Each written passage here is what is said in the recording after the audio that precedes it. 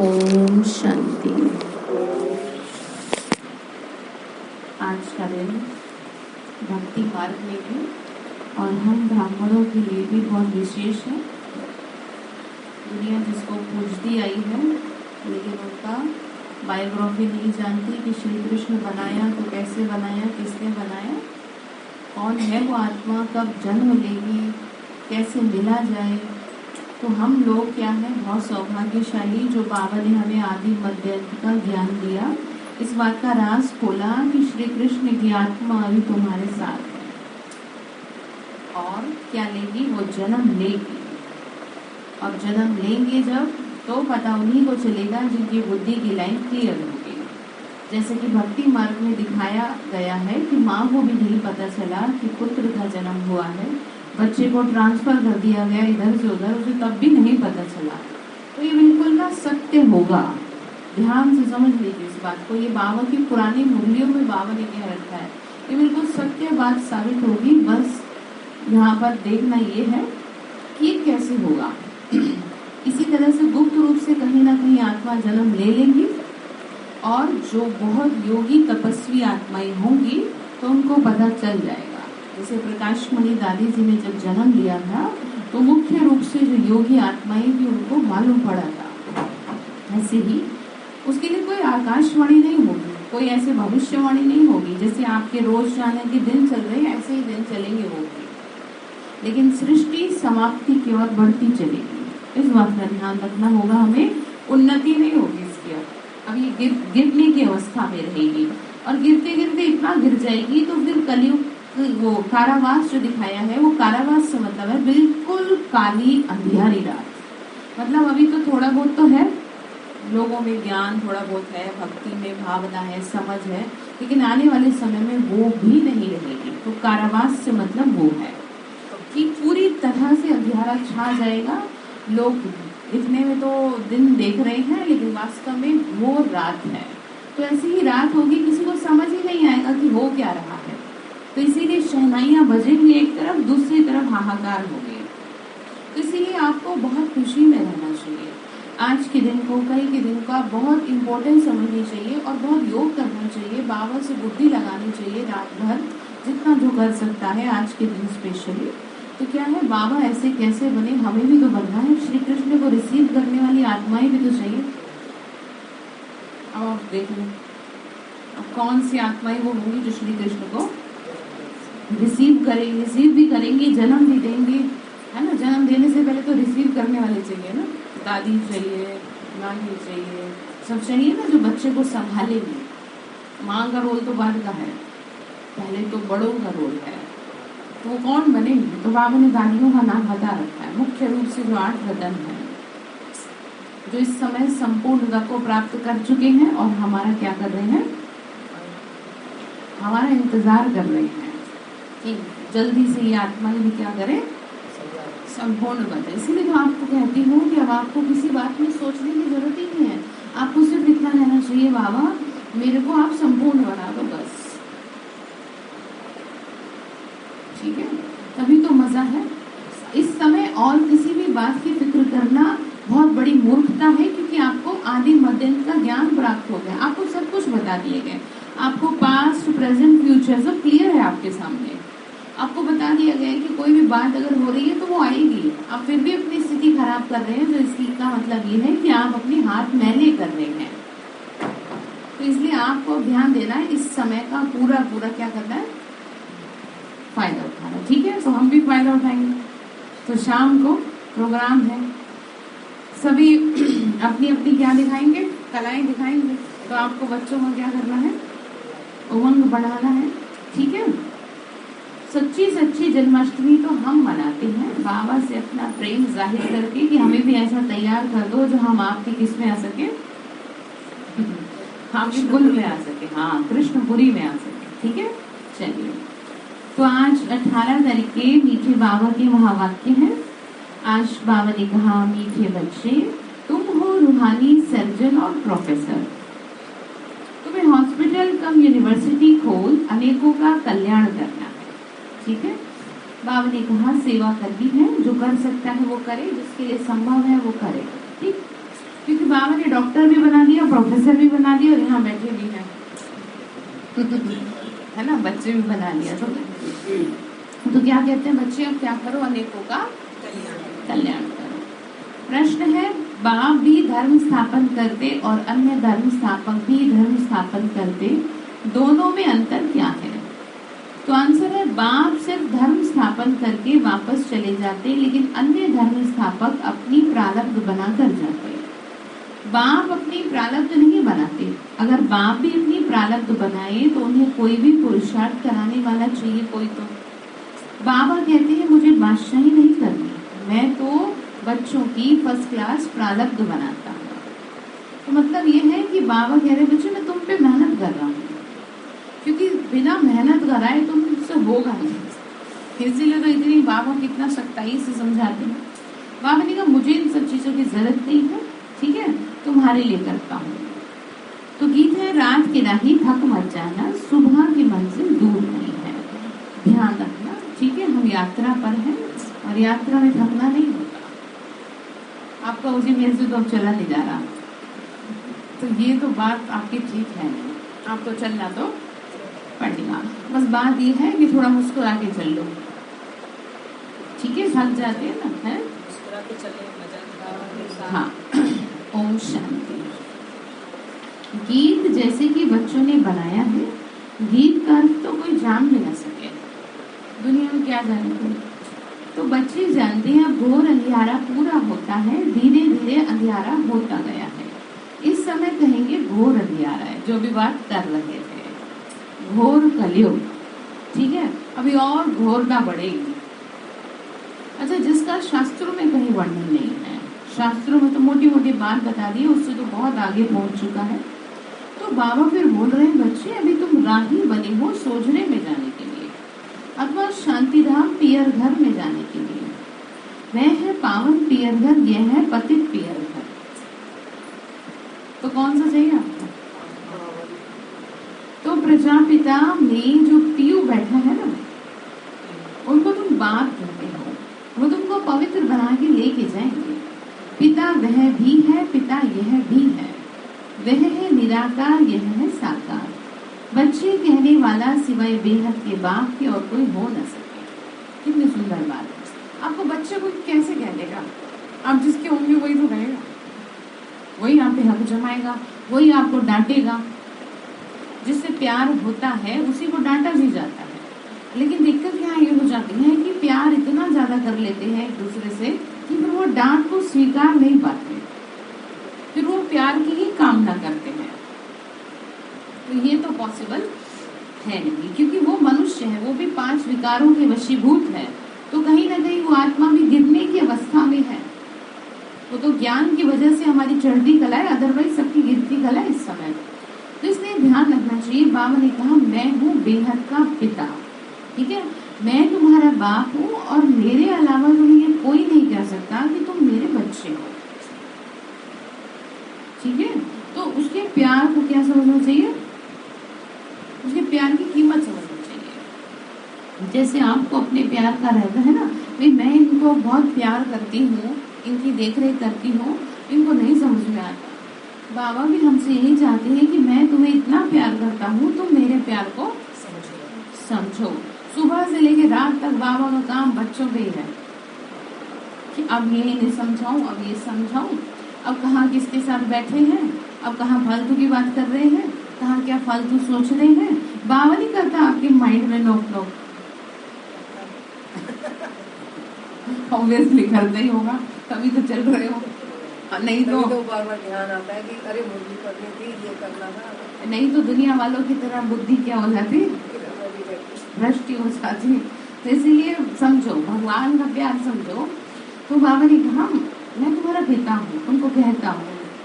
तो बाबा कहते बच्चे देखो तुमको साथ लेके जाऊंगा, पवित्र बनाए और नॉलेज दी। बच्चे समझते हैं पवित्र तो जरूर बनना है, बाबा को याद करना है और सारी सृष्टि चक्र को याद करना है। इस ज्ञान से तुम एवर हेल्दी बनते हो। कोई कहती है हमारे लिए कोई सेवा बोलो, तो सेवा यही है 3 पैर पृथ्वी के देके उसमें रूहानी कॉलेज और हॉस्पिटल खोलो, यानी बाबा के सेंटर खोलो, ये सेवा है। इस समय अनेक आत्माओं के कल्याण के निमित्त बनो, क्योंकि आपसे नहीं कुछ होता तो आपके अगर पॉसिबल है आपके लिए तो आप ये सेवा करो, ठीक है। आप कुछ तो करो। बाबा ने कहा यही सेवा करो, आज तो क्लियर कह रहे हैं। बाबा बोल रहे हैं रूहानी हॉस्पिटल खोलो तो उन पर कोई बोझा भी नहीं पड़ेगा, इसमें मांगने की भी बात ही नहीं है, ठीक है। राय देते हैं कि अगर तुम्हारे पास पैसे हैं तो रूहानी हॉस्पिटल खोलो, जिसमें हम आपके पैसे तो ले नहीं रहे, और बाबा क्या करेगा पैसे लेके, वो तो देने वाला है, ठीक है। उल्टा आपका क्या होगा, कल्याण होगा। आपकी वजह से आपकी 7 पीढ़ियां तर जाएंगी। दुनिया में तो कहते आए हैं लेकिन यहाँ प्रैक्टिकल है। अगर कोई एक आत्मा भी सही तरीके से ज्ञान में चल जाती है ना, तो बाबा ने कहा था बहुत पुरानी मुरलियों में कि तुम्हारी वजह से मैं तुम्हारी 7 पीढ़ियों का जिम्मेदार हूँ, लेकिन इन पॉजिटिव वे। अब ऐसे नहीं कि बाबा अब इसकी नौकरी लगा दो, अब इसकी शादी करा दो, अब फलाना करा दो, इसके लिए जिम्मेदार नहीं है वो। जिम्मेदार वो उनके सुखों के लिए, मन के सुखों के लिए। अगर वो खुद ही गलत काम कर रहे हैं, नहीं सही राह पे चल रहे, तो भगवान जिम्मेदार नहीं है। तो इसीलिए आपको ये देख लेना है कि कैसी जिम्मेदारी के लिए आप सौंप रहे हो भगवान को। बाबा ने कहा तुमको राय दे रहे हैं, ऐसे नहीं कोई कह रहे हैं आपसे, आपको सजेस्ट किया जा रहा है कि अगर आप ऐसे करेंगे तो आपका जीवन सफल होगा, बाकी मर्जी आपकी है। बाबा ने कहा वह भी हॉस्पिटल कब यूनिवर्सिटी खोल सकती है, आगे चल तुम देखेंगे बहुत हॉस्पिटल खुलते जाएंगे, बाबा के घर खुलेंगे, तुम्हारा नाम रूहानी सर्जन लिखा होगा। रूहानी सर्जन और प्रोफेसर पढ़ाएंगे ना। रूहानी कॉलेज व हॉस्पिटल खोलने में कुछ भी खर्चा नहीं है। अब आपके घर में अगर आपके पास है जगह तो खोलो, जिसके लिए पॉसिबल है। और वैसे भी तो एक कमरा मंदिर का बनाते हैं सब, जिनके पास होती है जगह, और जिनके पास नहीं होती वो भी बनाते हैं, मैंने तो देखा है। दिल में जगह होनी चाहिए। हाँ। तो बाबा खिड़की में तो थोड़ा सा ज्यादा जगह चाहिए, बाबा खिड़की में तो आ नहीं पाएगा। नहीं वैसे कह रही हूँ मैं तो, बाबा के लिए थोड़ी सी जगह आपको खुद सोचना चाहिए ना कि मैं हर चीज, एक स्टोर रूम भी बना रही हूँ, किचन भी बना रही हूँ, मैं बाबा को कमरा के लिए बना रही हूँ। भगवान को नहीं बिठाएंगे तो फिर वो मदद नहीं करेगा। आपको अगर किसी का साथ चाहिए तो उसे स्पेशली ट्रीटमेंट देना पड़ेगा, ठीक है। आप कैसे ऐसे, जिसने आपको सब कुछ दिया आप उसी को साइड कर देते हो। कितनी बुरी बात है कि अपने लिए तो बहुत बड़ा रूम और बाबा के लिए छोटा सा। छोटे से में भी चलो, जैसे भाई जी ने कहा छोटा सा क्या बना दिया, खिड़की में बना दिया मंदिर। तो यही तो देखो कि जिस भगवान ने तुम्हें 500 गज की जमीन का मालिक बनाया, तुम्हारे पास 50 गज 10-20 गज भी क्या नहीं है, उसके लिए जगह नहीं है। क्या आप छोटा सा सही से मेंटेन कर दो तो ठीक है, बस राय दी जाती है। बात सारी कह देना और आगे से क्या कह देना बाबा कह रहा है, राय दे रहे, बाबा ही कह रहा है, और हम क्या कह रहे हैं, हमें क्या मिलेगा। हमारे लिए तो और सेवा बढ़ेगी, काम बढ़ेगा ही, लेकिन वो तो भगवान की सेवा में है, इसलिए वो काम हमें लगता नहीं है। वो लगता है तो बहुत खुशी होती है कि चलो अच्छा है, बाबा के क्या खुल रहे हैं, सेंटर खुल रहे हैं। हाँ तो बाबा ने कहा खोलते जाओ, खर्चा नहीं है। बाबा बोल रहे हैं कुछ भी खर्चा नहीं है, मेल अथवा फीमेल दोनों रूहानी सर्जन अथवा प्रोफेसर बन सकते हो। कितनी अच्छी बात है, इससे अच्छा क्या है बताओ। आगे फीमेल नहीं बनती थी, व्यवहार कार्य पुरुषों के हाथ में था। आजकल तो माताएं निकली हैं, तो अब ये भी रूहानी सर्विस करते हो। ज्ञान की चटक लगी हुई हो तो फिर किसी को भी समझाना बहुत इजी है। ज्ञान का शौक होना चाहिए। घर पे बोर्ड लगा दो, कोई बड़ी हॉस्पिटल कोई छोटी भी होती है। अगर देखो बड़ी हॉस्पिटल में ले जाने वाला पेशेंट है तो बोलना चाहिए कि चलो हम आपको बड़ी हॉस्पिटल में ले चलें। मतलब आपको लगता है आपसे बात नहीं बनेगी, आप नहीं समझा पा रहे हो, किसी को ज्यादा टेंशन है तो गाँव सेंटर तक ले आओ। वहाँ बड़े बड़े सर्जन हैं, छोटे सर्जन बड़े सर्जन के पास भेज देते हैं, ठीक है, अपनी फीस ले लेते हैं। तो फिर समझते हैं मरीज ऐसा है कि उसको बड़ी हॉस्पिटल में ले जाना चाहिए, तो ऐसी राय दी जाती है कि तो ऐसे सेंटर खोल, बोर्ड लगा दो, तो मनुष्य वंडर खाएंगे। तो कॉमन समझने की बात है, ठीक है। तो कलयुग के बाद सतयुग जरूर होता है। भगवान बाप ही तो स्थापन कर रहे हैं, ऐसा बाप मिल जाए तो क्यों न वर्षा ले, मन वचन कर्म से भारत को सुख देना है। ठीक है, रूहानी सेवा करनी है। मनसा अर्थात याद और वचन तो सुनाते ही है, मन मना भाव और मध्याजी भाव। बाप और वर्षे को याद करो तो दो वचन हुए ना। वर्षा कैसे लिया कैसे गवाया, ये चक्र का राज है। बुढ़ियाओं को शौक होना चाहिए, बोलना चाहिए हमको सिखलाओ। बूढ़े बूढ़े भी समझा सकते हैं, जो और कोई विद्वान पंडित आदि भी समझा सकते हैं, तभी तो नाम वाला करेंगे। मतलब एक यही स्कूल ऐसा है कि जहाँ पे हर कोई हर बात समझा सकता है। अच्छा, अभी एक ही स्कूल में बैठे हैं, चाहे 4 दिन का बच्चा, जैसे 1 साल का बच्चा भी तो आया था ना हमारे बाबा घर में, देख लो 1 साल के बच्चे के लिए भी हॉस्पिटल वही, स्कूल वही है जो बूढ़े के लिए, क्योंकि आत्मा जो है वो थोड़ी ना 1 साल की है। आत्मा तो जन्म लेते लेते फाइनली अब थक चुकी है, तो इसीलिए थक के बाबा की शरण में आ गई। देखा, जन्म लेते ही जैसे होश संभाला तो कैसे बाबा के घर में पांव पड़ गए। तो जैसा मैं आपको कहती आई हूँ, मतलब बाबा हमको कहता है कि भगवान के घर में पांव पड़ना बड़े पुण्य कर्मों की बात है, ये जो है ना शास्त्रों में भी है। तो इसीलिए जब भी आपका मन करे ना, आज मैं रहने देती हूँ। कहाँ? हाँ, कहाँ रहने देती हूँ? बाबा के। हाँ, तो समझ लेना कोई ना कोई पाप कर्म है जो आपको क्या कर रहा है, रोक रहा है। इसीलिए ध्यान रखना चाहिए बातों का। और भी तो काम आप कर ही रहे हो, बताओ घर का कौन सा काम रुकता है? सारी काम होते हैं। बस बाबा घर में जाऊंगी क्योंकि मैं बहुत थक गई हूँ, मेरे से होता नहीं है, और तो सारे काम हो जाते हैं उससे। तो ये है इसको भोजन देने की बात। इसीलिए कहते हैं मन चंगा तो कटौती में गंगा। तो क्या करना है फिर? अपने आप को पाप कर्मों से बचाना है। यहाँ पाँव पड़ेंगे तो शुद्ध होंगे अंदर से, ऐसे धीरे धीरे हो जाएंगे शुद्ध। और कईयों को तो बिल्कुल नहीं पड़ते, बाहर से बाहर चल जाएंगे कि दीदी मैं फिर आऊंगा, और वो फिर उनका कभी आता नहीं है। तो इसीलिए कहते हैं कल करे सो। इसीलिए आपको कुछ 4 दिन पहले भी एक बात समझाई थी, कुछ याद आ रहा है? एक पॉइंट निकाला था बड़ा अच्छा, कि जब भी आपके मन में कोई अच्छा संकल्प आ रहा है, चाहे सेवा अर्थ आ रहा है चाहे स्वयं के अर्थ आ रहा है, तुरंत करो, जल्दी से कर दो, क्योंकि मन की अवस्था है वो चेंज करेगा फिर। तो इसीलिए उसमें आपको क्या नहीं करनी चाहिए, देरी नहीं करनी चाहिए। तो इसलिए ध्यान रखना चाहिए बाबा की सेवा जो भी कुछ संकल्प उठे उसे बिल्कुल भी ना डिले करें, क्योंकि चारों तरफ वातावरण विकारों का है, रावण का है, तो आपको वो तुरंत को क्या कर देगी, मिनट से पहले। हाँ, मिनट से पहले ध्यान रखिए, ठीक है। फिर बाबा बोल रहे हैं बच्चे तभी तो नाम वाला होगा, कुछ करेंगे तो। चित्र भी बहुत सहज है, कोई की तकदीर में नहीं है तो पुरुषार्थ करते ही नहीं है। सिर्फ ऐसा नहीं समझना कि मैं तो बाबा की हो गई, वो तो आत्माएं बाप की है, इसमें क्या है। आप अंदर से देखो ना आपकी स्थिति कैसी है। ज्ञान में तो आप सालों से चल रहे हो, आपकी स्थिति छोटी छोटी बातों में खराब हो जाती है, तो आप कितने %? 10% हुए उसका मतलब, और चाहिए 90%। कितना आपको स्कोर करना है?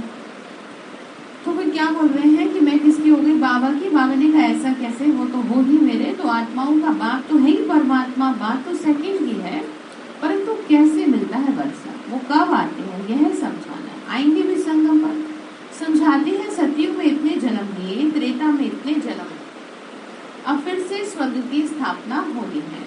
सतयुग में और कोई दूसरे धर्म होते नहीं। कितनी क्या बात है, ये सहज बात है। दूसरों को समझाने से खुशी बहुत होगी, आपकी सारी बीमारी दूर हो जाएगी। ध्यान रखें, जैसे पहले बताया था, सेवा करने से बीमारियां दूर होती हैं, सेवा करने से थकावट दूर होती है।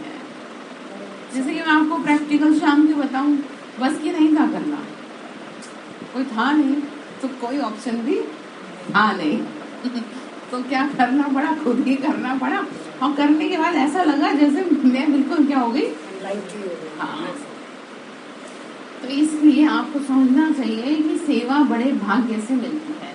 जिन आत्माओं के ऊपर सेवा है, बड़े भाग्य लेकर के वो जन्म लिए हैं, क्योंकि भगवान की सेवा करने के लिए अक्सर फुर्सत होती नहीं है, सारे काम करने की फुर्सत है, लेकिन बस कोई बात नहीं, फिर नहीं है तो कोई बात नहीं। हाँ देखो, इसीलिए आपको ना समझना होगा, ज्ञान सुनते तो आप आए, अब पॉइंट टू पॉइंट प्रैक्टिकल समझ लो। इसीलिए मैं आपको हर बात का एग्जाम्पल खुद से देती हूँ, जिससे कि आप ये ना कहो कि ऐसा तो हो ही नहीं सकता। आपके सामने जीता जानता क्या है, उदाहरण है, तो इसीलिए उदाहरण से जल्दी सीखते हैं। तो ध्यान रखना चाहिए। बाबा ने कहा कि बहुत खुशी होगी समझाने से, तंदुरुस्त हो जाएंगे, क्योंकि आशीर्वाद देते हैं। बुढ़ियाओं के लिए बहुत सहज है, बाबा बुढ़ियाओं पे कुर्बान है, पर बाबा हमारे यहाँ तो कोई बूढ़े है ही नहीं सब समान है क्यों, मन से थोड़ी ना ऐसे बूढ़े हो आप, ऐसे तो अच्छे भले जवान बूढ़े हैं। तो इसीलिए बाबा आज बुढ़ियाओं पे कुर्बान है, उसके पीछे कारण है। बहुत भोली होती है अंदर से, बहुत साफ सुथरे मन की होती है। धीरे धीरे सभी को बुढ़ापा आना है, तो किसको ये बैठ समझाएं तो कमाल कर दिखाएंगे। सिर्फ बाबा को याद करना और वर्षा लेना है। जन्म लिया और मुख से मम्मा बाबा कहने लगते हैं, तुम्हारे ऑर्गन्स तो बड़े बड़े हैं। बाबा ने कहा तो तुम्हें तो अच्छा समझना चाहिए, उल्टा छोटे बच्चा समझ भी रहा होगा तो कुछ कह नहीं पाएगा। तुम तो समझकर समझा सकते हो। बुढ़ियाओं को बहुत शौक होना चाहिए कि हम नाम बाला करें बाबा का, बहुत मीठा रहना बनना चाहिए, वो मोहम्मद में निकाल देना चाहिए। है पोते की शादी देख लो, फलाना देख लो, ये देख लो, वो देख लो, तो इससे क्या निकाल देना आपको, बस ये शुभ भावना रखो, बाबा ये आत्मा क्या रहे, सुखी रहे बस, ठीक है।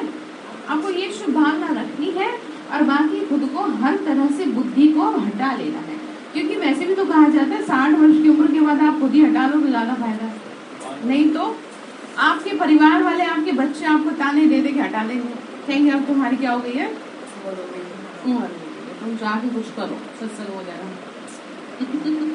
तो आप ऐसे क्यों सुनने के लिए तैयार है। आप खुद ही अपने आप को कंट्रोल करके रखो।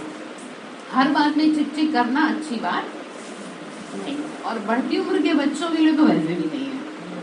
और जो आपके शादीशुदा हो गए, जिनके बच्चे भी हैं, उनके पीछे पड़ना तो और भी बुरी बात है। इसीलिए बाबा के अकॉर्डिंग सबको फ्री छोड़ो, ठीक है, सबको फ्री छोड़ दो। बाबा कह रहे खुद को फ्री रखने के लिए, हाँ खुद को फ्री कर दो। अब बस करो, बहुत हो गया पीछे पड़ना, और हुआ कुछ भी नहीं करना, तो खुद ही पीछे हो गए। तो क्या करना है, याद करना है, बड़ा मीठा बाबा कह रहे बनना है, मरना तो है ही, मर जाना एक दिन, सब फिर सोचते रह जाना, इसको समझा लेती, उसको समझा लेती, समझाती रह जाना फिर। और इसी बीच में संकल्प चलते चलते आत्मा क्या हो गई, शरीर से निकल गई, बस फिर तो गई, फिर तो ना इधर के और ना उधर के। इसीलिए कहते हैं 60 वर्ष की उम्र के बाद आप क्या है, भगवान का नाम लो। उसके बावजूद भी अगर आप पीछे पड़े हैं तो आपसे बड़ा मूर्ख कोई नहीं है, ये बाबा भी कह रहे हैं आज। तो कह रहे हैं याद में रहो, सब तरफ से ममत्व मिटा दो। 60 वर्ष के बाद, 60 वर्ष के जब होते हैं तो वानप्रस्थ लिखते हैं, वो तो बहुत अच्छा समझा सकते हैं, क्योंकि बुद्धि सब तरफ से कितनी हटी है, ये तो देख लो कितने परसेंट हटी है। मुझे तो ऐसा लगता है बस 20-30% हटी है, वो भी जब उल्टा सीधा बोलते हैं तब हटा लेते हैं, नहीं तो पीछे पड़े रहते हैं। नहीं तो कुछ ना कुछ कहते ही रहे, भाई अब ये कर लो, वो कर लो, तो ये तो गलत बात है। नॉलेज धारण कर फिर दूसरों का कल्याण करना चाहिए, ठीक है। तो आपको ज्ञान मिला है, अब आपने अपना समय भी पूरा किया है। समय पूरे के बाद बताइए कि बोनस का चीज है अब सब, और जो बोनस जो मिलता है उसका फायदा सही तरीके से, हाँ आपने अपना जीवन तो जी लिया, अब आप कम से कम सही तरीके से जियो, भगवान के लिए जियो। फिर भी आप पीछे पड़े हो तो आपकी इम्पोर्टेंस खत्म हो जाएगी लोगों की नजरों से। आप समझ रहे हैं क्या कह रहे हैं आपको, तो सच्चाई से बताना। पीछे पड़े रहते हो आप, ये कर लो, वो कर लो, हाँ वेरी गुड, ठीक है। शुभ भावना रखनी है, मैं आपको नहीं बताती कि शुभ भावना से काम करो। हम अपने काम जुबान से कम दिमाग से, माइंड टू माइंड ज्यादा करते हैं। अब शुभ भावना दो ना कि बेटा तुम तो बहुत अच्छे हो, तुम तो हमेशा अच्छे काम करते हो, तुम कभी गलत राह पे नहीं चलोगे, तुम समझ चुके हो, ये शुभ भावना रखो। अपने आप थोड़ा सा टाइम लगेगा, लेकिन गिरते गिरते आत्मा क्या हो जाएगी, इस बात की गारंटी है। कोई कहानी नहीं सुना रही मैं आपको, ठीक है। तो बाबा ने कहा अच्छे अच्छे घर की बच्चियां ऐसा पुरुषार्थ कर, दूसरों को भी समझाएं तो कितना ना नामाचार निकले। पुरुषार्थ कर सीखना चाहिए। हाँ जी, नहीं पढ़े आप, नहीं रहो, ठीक। तो शौक रखना चाहिए। किस चीज का शौक रखेंगे भाई? सेवा करने का, सेवा करने का शौक रखना चाहिए, दूसरों को समझाने का शौक रखना चाहिए। अब सेवा करेंगे थोड़ा सा मतलब समझना पड़ेगा। सेवा मतलब जिम्मेदारी आपको अपने ऊपर लेनी पड़ेगी। सेवा ऐसे नहीं है कि आप कह दो कि मेरे पास फुर्सत होगी तो मैं कर लूंगी और नहीं होगी तो मैं नहीं कर सकती। सेवा की जिम्मेदारी अगर नहीं लेंगे तो आपकी 0 नंबर है, ठीक है। तो ध्यान रखें, कोई भी सेवा ले तो उसकी जिम्मेदारी फिर आप ऐसे निभाएं, चाहे आपको खाना, चाहे आप खाएं, चाहे ना सोए, लेकिन आप सेवा करें। अगर आपने जिम्मेदारी ली है तो, और नहीं तो लेना, क्योंकि ये कोई मजाक नहीं चल रहा, ये बहुत बड़े लेवल पे क्या चल रहा है, भगवान का काम चल रहा है बहुत बड़े लेवल पे, विदेशों में चल रहा है, सारी दुनिया में चल रहा है। वो ऊपर से बैठ करके सबको कह रहे हैं तुम ये करो, तुम वो करो, ये करो, और तुम पीछे हट जाओ। तो समझ लो कि उसकी कृपा दृष्टि से हम क्या हो रहे हैं, फिर वंचित हो रहे हैं, दूर हो रहे हैं, ठीक है। तो इसीलिए हमेशा चाहे सब छोड़ो, चाहे कि कई बार आपको लोग भी उल्टा सीधा बोल सकते हैं, अपने ऊपर लेके चलो ना, क्या सेवा, ठीक है। तो चाहे कुछ भी हो जाए, चाहे तो लो मत जिम्मेदारी, और लो तो ठीक से, हाँ, ठीक है। किसी इंसान का काम तो है नहीं है, तो शौक रखना चाहिए। नॉलेज बड़ी क्या है, वंडरफुल है। बोलो देखो अब कलयुग पूरा हो रहा है, सबका मौत सामने खड़ा है। कलयुग के अंत में बाबा वर्षा देते। कृष्ण को तो बाप नहीं कहेंगे, वो तो छोटा बच्चा है, उनको सतयुग का राज्य कैसे मिला? जरूर पास्ट जन्म में ऐसा कर्म किया होगा। वही बात जो हमने मुरली के स्टार्टिंग में डिस्कस की कि श्री कृष्ण को ऐसा किसने बनाया। लॉर्ड और गॉड का मीनिंग आज अगर आप किसी को समझा सको तो बड़ा अच्छा होगा। कोई ऐसे पॉइंट निकालना कि श्री कृष्ण को कहा जाता है लॉर्ड कृष्णा और श्री बाबा को कहा जाता है गॉड। तो आप ऐसे पॉइंट निकालो जो लोगों को एकदम जाकर के अंदर क्या करे, टच करें, और उन्हें ये बात क्लियर करें कि जो श्री कृष्ण है वो देवता है। ये बाबा ने कहा था बच्चे इस काम को आप क्या करो, पूरा करो, क्योंकि ये क्या है, बहुत बड़े लेवल पे मिसअंडरस्टैंडिंग क्रिएट हो चुकी है ऑल ओवर वर्ल्ड में। तो इसको आपको क्या करना है शीला बहन, इसको दूर करना है, ठीक है। कृष्ण को तो बाप नहीं कहेंगे बाबा ने कहा, तो जरूर पास्ट जन्म में ऐसा कर्म किया होगा तो तुम समझा सकते हो कि बरोबर इन्होंने पुरुषार्थ से ऐसा किया। कलयुग में पुरुषार्थ किया, सतयुग में प्रारब्ध पाई, वहां तो पुरुषार्थ कराने वाला कोई होता नहीं है। तो जरूर बाप मिला है जो करा रहा है, और कोई नहीं बना सकता सोने जैसा। तभी तो ना चाहते हुए भी आपसे कराता है, तभी तो खींच के लाता है। जैसे कई बार हमारे बस की भी नहीं होता, हम नहीं चाहते, लेकिन हमसे फिर भी वो क्या करता है, खींच के करवाता है, क्योंकि हम पे वो क्या हुआ है, मेहरबान हुआ है कि वो हमको खींचता है, चाहे हमारी शरीर की स्थिति सही हो या ना हो। तो इसीलिए आपको भी तो ऐसा करना है कि बाप आप पे क्या हो, ये शरीर अगर भगवान की सेवा में लगे तो इससे अच्छा कुछ नहीं है, ठीक है। और यहाँ तो डायरेक्ट उसका काम चल रहा है, किसी इंसान के तो बीच, कोई इंसान आपके और भगवान के तो बीच में है ही नहीं, कोई पुजारी नहीं है, कोई महात्मा नहीं है, सीधा कौन है, परमात्मा है, उसका काम चल रहा है। तो बात समझ में आ रही है। तो बाबा ने कहा ऐसे नहीं कि ब्रह्मा व शंकर मिले, लक्ष्मी नारायण तो खुद नहीं मिलेंगे, भगवान मिला, वह है निराकार, भगवान के सिवाय तो कोई है नहीं जो आपसे ऐसी मेहनत कराए, ठीक है, आपको खींच के लाए। भगवान वाच मैं तुम्हारी फर्स्ट क्लास प्रारब्ध बनाता हूँ। ये आदि सनातन देवी देवता धर्म की क्या हो रही है, जो रोशनी क्या हो रही है, स्थापना हो रही है। स्थापना यहाँ ही करनी है, कराने वाला तो कौन है, बाबा ही है। तो बाबा ने का और जो धर्म स्थापन करते हैं वो एक दो के पिछाड़ी आते रहते हैं, करने वाला प्रारब्ध बना जाते हैं। बाप तो नहीं, बावली का बाप को तो अपनी प्रारब्ध नहीं बनानी, अगर प्रारब्ध बनाई तो पुरुषार्थ कराने वाला चाहिए। मतलब प्रारब्ध का मतलब सुख नहीं भोगते, क्योंकि वो ऑलरेडी सुखों का सागर है। शिव बाबा कहते हैं मुझे कौन कराएगा पुरुषार्थ, मेरा पार्ट ही ऐसा है, मैं बादशाही नहीं करता, ये ड्रामा बना बनाया। बाबा बैठ समझाते हैं, मैं तुमको सभी वेदों शास्त्रों का सार समझाता हूँ, ये सब है भक्ति मार्ग। अब भक्ति मार्ग पूरा होता है, वो है उतरती कला, अब तुम्हारी चढ़ती कला है। कहते हैं ना, चढ़ती कला सर्व का भला, सब मुक्ति जीवन मुक्ति को पा लेते हैं, ग्रहण थोड़ा थोड़ा होकर लगता है। हाँ जी, आंखें खोल के बैठे सभी। सुबह सवेरे बाबा की मुरली सुनते हैं ना, तो कोशिश करें आंखें खोल के बैठे, ठीक है।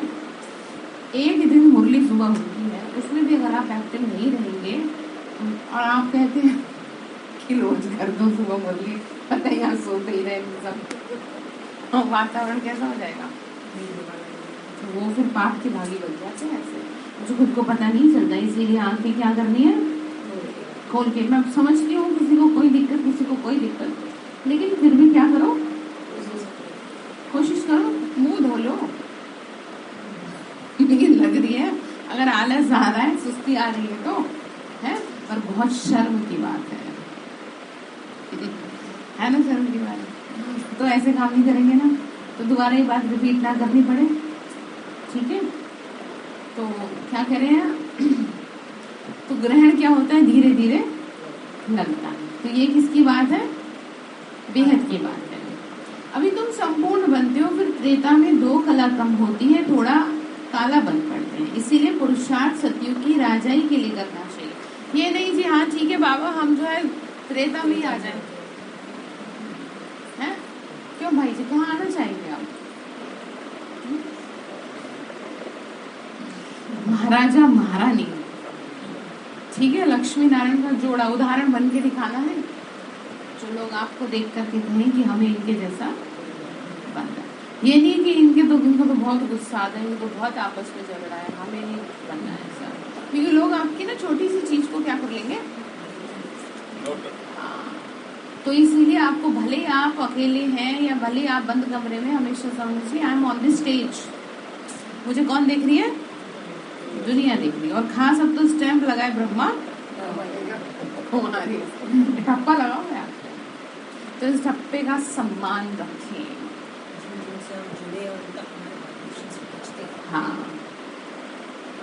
ठीक है, तो पुरुषार्थ करना चाहिए। बाबा ने कहा 16 कला संपूर्ण बने, परंतु सभी तो इम्तिहान पास नहीं कर सकते, तो पुरुषार्थ तो सतयुग का करना चाहिए ना। बाबा ने कहा बच्चे चित्रों पर बहुत अच्छी सर्विस हो सकती है, बड़ा क्लियर लिखा हुआ है, बोलो स्वर्ग की रचना रचते हैं तो फिर नरक में क्यों पड़े हैं। ये पुरानी दुनिया नरक है, इसमें दुख ही दुख है, फिर जरूर नई दुनिया सतयुग आना चाहिए। बच्चे निश्चय बुद्धि है, निश्चय बुद्धि है ना कि स्वर्ग आएगा। यहाँ कोई अंधश्रद्धा की बात नहीं है, आपको हर चीज प्रैक्टिकली समझा रहे हैं और आपको सबूत भी दिखा रहे हैं, ठीक है। भारत फिर से स्वर्ग बनेगा, हीरे जवाहरातों के महल होंगे, उसकी निशानी है कि कलयुग समाप्ति की ओर है। फिर भी आज भी कहीं कहीं से सोना निकल रहा है, अभी कहीं से कई किलो चांदी निकली है, जबकि चांदी तो वहां होगी नहीं, हीरे और सोने ही होंगे। कहाँ से निकल गई जमीन से, सोचने वाली बात है। तो कुछ तो है जो निकल के आ रहा है। तो इसलिए बाबा कहते हैं बच्चे यहाँ अंधश्रद्धा की कोई बात नहीं है, डेफिनेटली दुनिया बदलेगी और खास तौर से प्राकृतिक आपदाओं के माध्यम से बदलेगी, क्योंकि शुद्धिकरण करना पड़ेगा ना, ठीक है। तो बाबा ने का लक्ष्य तुम्हारा सामने है, एम ऑब्जेक्ट सामने है। इन कॉलेज आदि में इस जन्म में पढ़ते हैं, इस जन्म में प्रारब्ध पाते हैं, यहाँ इस पढ़ाई की प्रारब्ध विनाश के बाद दूसरे जन्म में तुम पाएंगे। देवताएं कलयुग में आ कैसे सकते हैं। बच्चों को समझाना बहुत सहज है, चित्र भी बड़े अच्छे बनाए हैं, झाड़ भी बहुत अच्छा है। क्रिश्चियन लोग भी झाड़ को मानते हैं, खुशी मनाते हैं अपने नेशन की, सबका अपना अपना पार्ट है, जानते हो ना। भक्ति जिसमें यज्ञ तप तीर्थ आदि सब होते हैं। तो बाबा कहते हैं मैं उनसे नहीं मिलता। ठीक है, जब तुम्हारी भक्ति पूरी होती है तब बाबा बोल रहे हैं भगवान आते हैं। आधा कल्प है ज्ञान, फिर क्या है भक्ति। झाड़ में क्लियर लिखा है सिर्फ चित्र हो, बगैर लिखा तो उस पर समझा सकते हो। चित्रों की तरफ अटेंशन चाहिए, बड़ी वंडरफुल नॉलेज है। ऐसे थोड़ी कि शरीर लोन लिया हुआ है तो उसको अपनी मिल्कियत समझेंगे, नहीं समझेंगे मैं किराएदार हूँ। ये ब्रह्मा खुद भी बैठे हुए हैं तो उनको भी बिठाना है। जैसे मकान में खुद मालिक भी रहते हैं और किराएदार भी रहते हैं। तो मैं आत्मा क्या हूँ?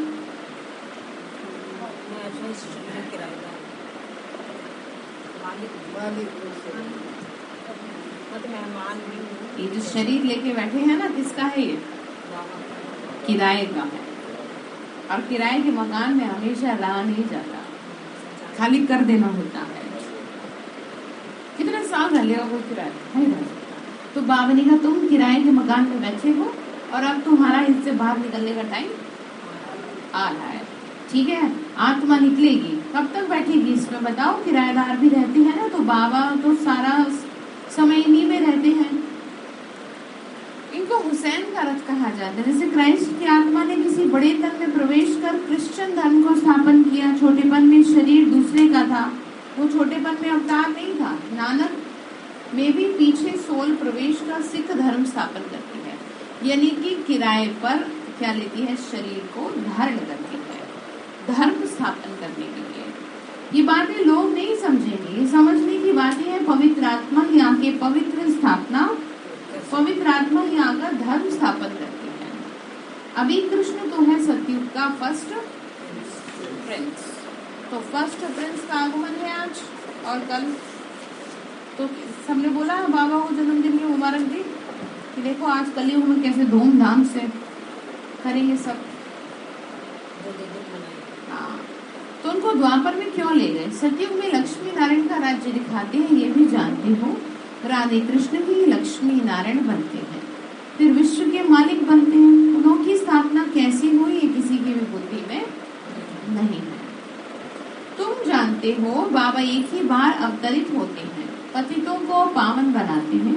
कृष्ण जयंती पर सिद्ध करना है कि श्री कृष्ण ने ज्ञान दिया नहीं, जिसने उसको बनाया पहले तो उनकी जयंती मनानी चाहिए।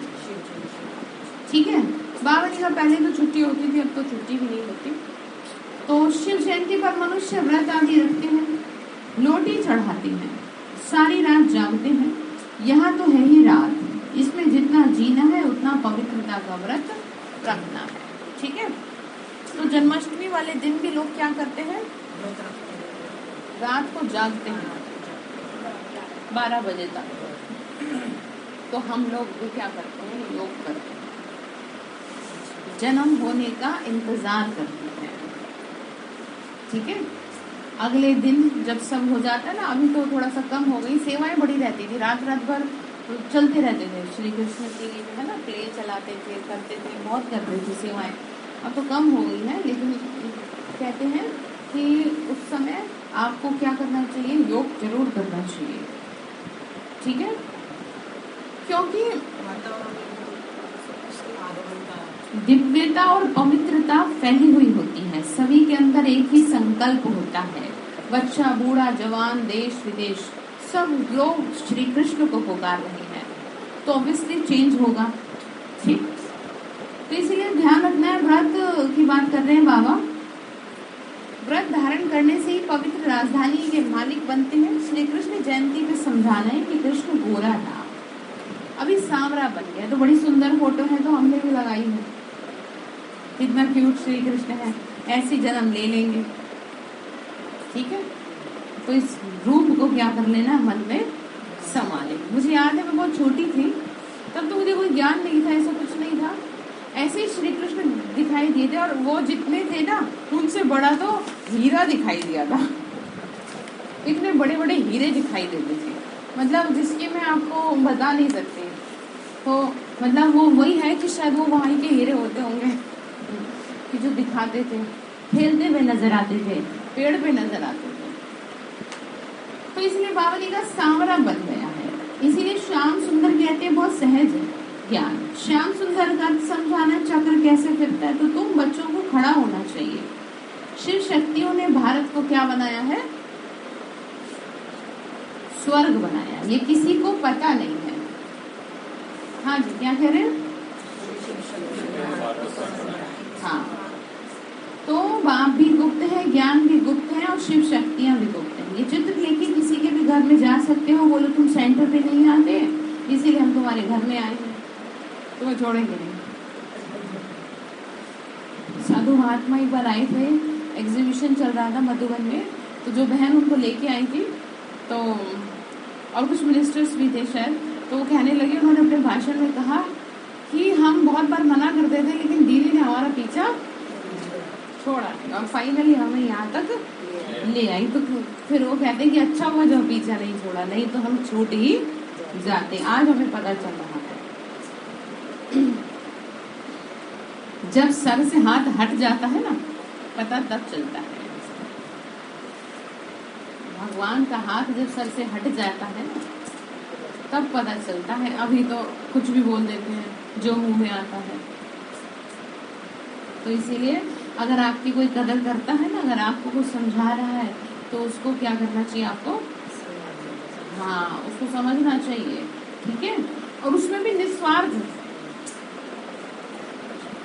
क्या स्वार्थ है बताओ? आपसे बहनों को, दीदी दादियों को, बाबा को क्या स्वार्थ है? उल्टा आपको सुखी बनाना चाह रहे हैं। तो बाबा बोल रहे हैं बच्चे, तो तुमको सुखधाम का रास्ता बताने आए हैं, तो वो समझेंगे कि हमारे शुभ चिंतक हैं। हाँ जी, क्या कह रहे हैं? कौन शुभ चिंतक है? यही तो। हाँ जी, इधर ही देखो, पीछे नहीं देखना होता। आगे बैठने वालों को पीछे देखना बिल्कुल मना, ध्यान रखना। सारी क्लास डिस्टर्ब होती है ना इससे, तो अपने पे भी क्या रखना चाहिए?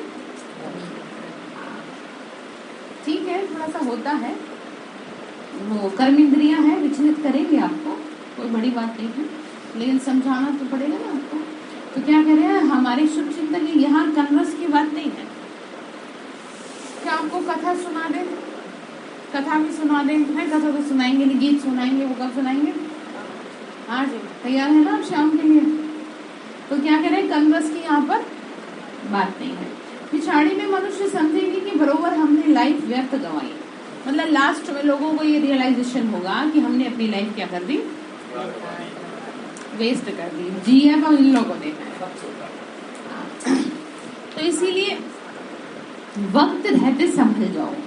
खाने पीने सोने में समय क्या ना कर दो, न गवा दो, है ना। तो लाइफ तो इन्हों की है, मतलब लाइफ किसकी है? जो ज्ञान में चल रहा है उन्हों की है। बाकी लोगों का जीवन व्यर्थ है, क्योंकि जो जीवन दूसरों के काम न आए, जो जीवन ईश्वर के काम न आए, अपने कामों से आपको फुर्सत नहीं है, तो आपको आपकी तुलना जानवरों से की जाएगी। वो भी तो खाते और सोते हैं, आप भी ये कर रहे हैं। आपका कुछ है ही नहीं जीवन में, आपको कोई लक्ष्य नहीं है। जिसका जीवन में कोई लक्ष्य नहीं हो, वो क्या है जीवन, बताओ। तो इसीलिए आज देख लेना कि मेरा जीवन सुबह से शाम तक खाने और सोने में ना जाए, रोज में कुछ ना कुछ तो अच्छा कर लूं, ठीक है।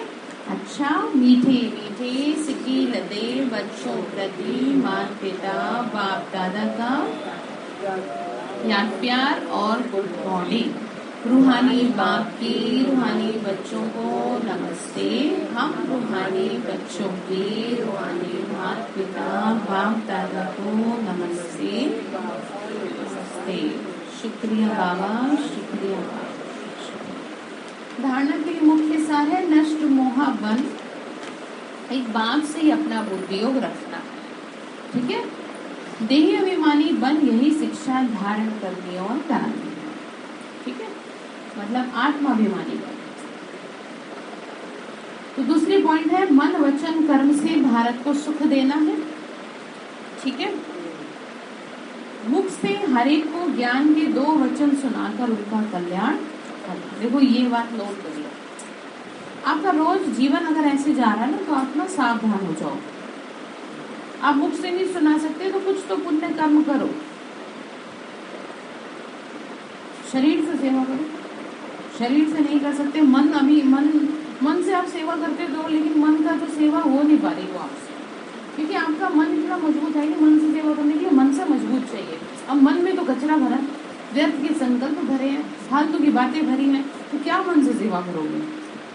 सेवा करने के लिए तो मन बहुत शुद्ध चाहिए, पावरफुल संकल्प चाहिए। जैसे हम किसी के लिए पावरफुल संकल्प करते हैं तो डेफिनेटली उसका कल्याण होता है, वो खाली नहीं जाता हमारा बात। और आप करने बैठते तो आपके संग कर दिया जाता है। कारण यही है कि आप मन से क्या नहीं है। हाँ, तो इसीलिए अगर मन से सेवा नहीं हो रही तो कहा जाता है तन मन धन जन। अब जन भी हटा दो, आपके पास 2 ऑप्शन है, 3 है, तन मन धन। तो कम से कम इसमें से किसी को तो क्या कर लो, हाँ, सफल कर लो। ठीक है, तो क्या कह रहे हैं, मुख से हर एक को ज्ञान के 2 वचन सुनाकर उनका कल्याण करना है। जैसे चलो ये नहीं सुना रहे, आजकल ये दुनिया भर का सोशल मीडिया है, इसके माध्यम से करो, कुछ तो अच्छा ऐसे निकालो, कोई ना कोई पढ़ेगा। जैसे कुछ पॉइंट ऐसे निकले थे तो किसी ने कहा बड़े अच्छे पॉइंट है, बड़ा अच्छा लगा मुझे, तो हो गई सेवा।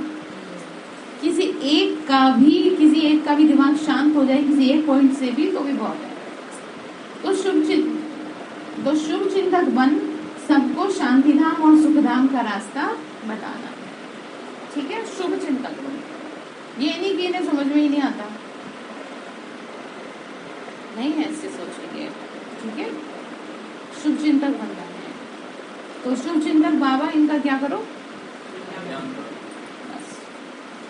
तो वरदान दे रहे हैं बाबा, बेफिक्र बादशाह की स्थिति में रहे, वायुमंडल पर अपना प्रभाव डालने वाले मास्टर रचयिता भव। ध्यान से सुनेंगे, शाम को वरदान सुना जाएगा सभी से, उसके बाद कार्यक्रम शुरू होगा, सभी से सुना जाएगा।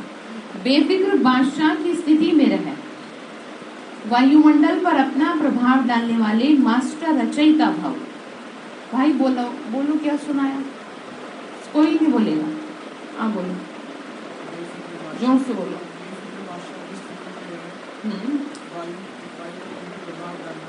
किसका प्रभाव डालोगे, अपना प्रभाव डालने वाले। ठीक है, तो सभी शाम को सुनाएंगे वरदान। जैसे बाप का इतना बड़ा परिवार है फिर भी बेफिक्र बादशाह है, सब कुछ जानते हुए देखते हुए भी बेफिक्र है, ऐसे फॉलो फादर। वायुमंडल पर अपना प्रभाव डालो, वायुमंडल का प्रभाव आपके ऊपर नहीं पड़े। कितनी सुंदर बात। अब ध्यान से सुन लो, आप ही कह देते हो मैं क्या करूं, ये लोग उनका घर में ऐसा क्या बना रखा है, वातावरण बना रखा है? आप इतने क्यों नहीं पावरफुल बन जाते। बाबा की शब्द याद आ रहे हैं मुझे, बाबा ने कहा तो तुम्हारे में अगरबत्ती जितनी भी अकल है वो कितनी कैसी होती है, पतली होती है, और वो अपना क्या छोड़ देती है, खत्म, सब खत्म कर देंगे। तो बाबा ने कहा तुम्हारे में इतनी भी समझ नहीं है कि तुम इतनी भी खुशबू अपने अंदर भर के रखो कि तुम कहीं भी जाओ अपना प्रभाव छोड़ाओ। ठीक है, तो क्या कह रहे हैं, आज के बाद स्ट्रिक्टली आपको बोल रही हूँ, किसी को भी दोष नहीं देंगे, ना अपने परिवार वालों को, जी मेरे घर के तो इतने बुरे हैं। अरे इतने भी बुरे नहीं है, जहाँ तक मैं समझ रही हूँ, दुनिया वालों से तो बहुत अच्छे हैं। कोई ऐसा राक्षस आपके घर में तो बैठा है नहीं, और आपको तो बस समस्या रहती है, तो खुद को सुधार लो, समय रहते सुधार लो। आज के वक्त कभी ये नहीं कहेंगे कि मेरे को खराब वातावरण मिलता है इसलिए मेरा योग नहीं लगता, या एक आत्मा जो है ना बस यही मेरे का घर का क्या कर देती है, वातावरण खराब कर देती है। ऐसे तो कोई कुछ कर ही ना पाए, ऐसे तो हम कुछ कर ही ना पाए। बाहर की दुनिया में रहे पढ़े और अभी भी बाहर समाज से जुड़े हैं, प्रोफेशन से जुड़े हैं, फिर भी आपके सामने सही सलामत है। और मेरे जैसी पता नहीं कितनी बहनें हैं, बहुत बहनें हैं ऐसी जो सर्विस कर रही हैं और समर्पित हैं, सबके बीच में रहकर भी खुद को क्या कर रखी है उन्होंने, हाँ, वो अपना प्रभाव छोड़ा है। आपसे भी छोड़ा जाता अपना प्रभाव, आप तो फट से लोगों को क्या दे देते हो, दोष दे देते हो। तो आज के बाद देंगे दोष, हाँ जी भाई दोष देंगे, किसी को दोष देते हो आप कि घर का वातावरण ऐसा है, घर में टेंशन है, घर में योग नहीं लगता, नहीं, इसे मजबूत बनाओ अपनी स्थिति को, क्योंकि अभी तो वातावरण फिर भी सही है, आने वाले टाइम में तो और खराब हो जाएगा। आप क्या करोगे फिर, तो बात आपको कितनी समझ में आई ये करके पता चलेगा। ठीक है, तो वरदान आपको सुनाना है। तो बोल रहे हैं कि आपका जो क्या ना पड़े, दूसरे बाबा ने कहा वायुमंडल का प्रभाव आपके ऊपर नहीं पड़े, क्योंकि वायुमंडल रचना है, आपने रचा है। जैसे हमने यहाँ वायुमंडल अपने संकल्पों से रच रखा है, और आप रचयिता हो, मास्टर रचयिता। रचता का रचना के ऊपर प्रभाव हो, कोई भी बात आए तो याद करो मैं विजयी आत्मा हूँ। इससे सदा बेफिक्र रहेंगे, घबराएंगे नहीं। ठीक है, मैं कौन सी आत्मा पवन? विजयी आत्मा। मैं कौन सी आत्मा हूँ? विजयी आत्मा हूँ। इससे सदा बेफिक्र रहेंगे, घबराएंगे नहीं। स्लोगन है, प्रसन्नता की छाया द्वारा शीतलता का अनुभव करो तो निर्मल और निर्माण रहेंगे। प्रसन्नता की छाया द्वारा शीतलता का अनुभव करो तो निर्मल और निर्माण रहेंगे। ठीक है, तो आज के लिए आपका होमवर्क यही है कि आप अपने आप को पावरफुल बनाएं, और कहीं भी मिले, किसी से भी मिले, अपना पॉजिटिव क्या छोड़ाएं, प्रभाव छोड़ाएं। आप किसी से वो ना करें, सवाल जवाब ना करें, किसी को दोष ना दें। आपको देते रहे दोष तो आपको बुरा लगेगा ना, तो फिर करेंगे ना खुद पे काम। ठीक है, अच्छा, ओम शांति।